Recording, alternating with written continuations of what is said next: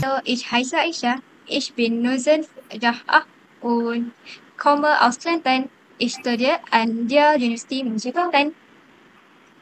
Guten Tag, mein Name ist Ain. Ich bin 20 Jahre alt. Ich wohne in Kota Baru. Ich lerne Deutsch diesen Semester. Hello zusammen, mein Name ist Nina Rehana. Ich studiere im zweiten Semester. Ich mache Touch und spreche in wenig Deutsch. Ich bin Hajatul Hidayah. Ich komme aus Sabah. Ich bin von meinen Freunden Diocese Video so machen. Hallo, ich bin Kaka. Ich bin 22 Jahre alt. Ich finde Deutsch interessant und mache jetzt Videogen. Mein Lieblingsessen ist Nasi Kerabu dan ist sehr lecker. In meiner Freizeit esse ich gern Bücher und höre Musik. Ich studiere Wirtschaft an der Fakultät für Wirtschaft und Management. Ich habe zwei Geschwister. Meine Familie ist sehr wichtig für mich. Mein Lieblingsessen ist Satay. Ich esse es mit Fisch.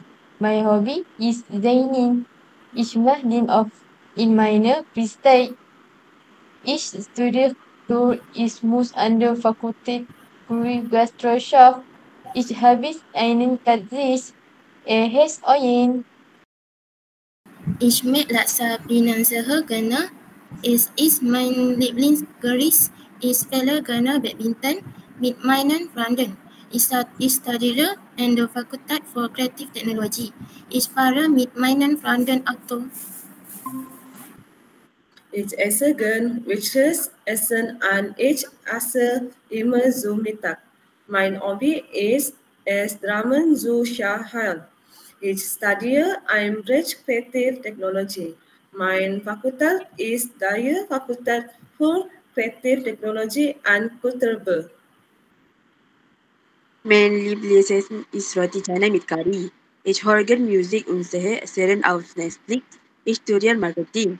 Der Wohlzugang sind interessant. Ich lebe mit meinen Eltern und meinem kleinen Bruder.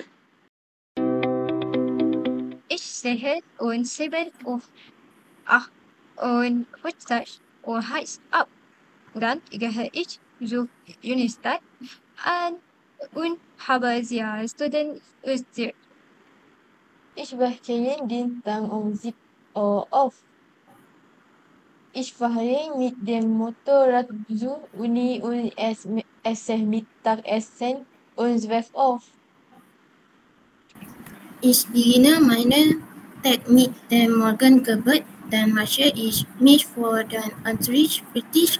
Ich lerne Nachmittag oder Abend und erledige alle Übungen und Aufgaben, die mir gestern wurden. Ich dachte morgens und frühstücke mit meiner Alaj der Uni Shehe.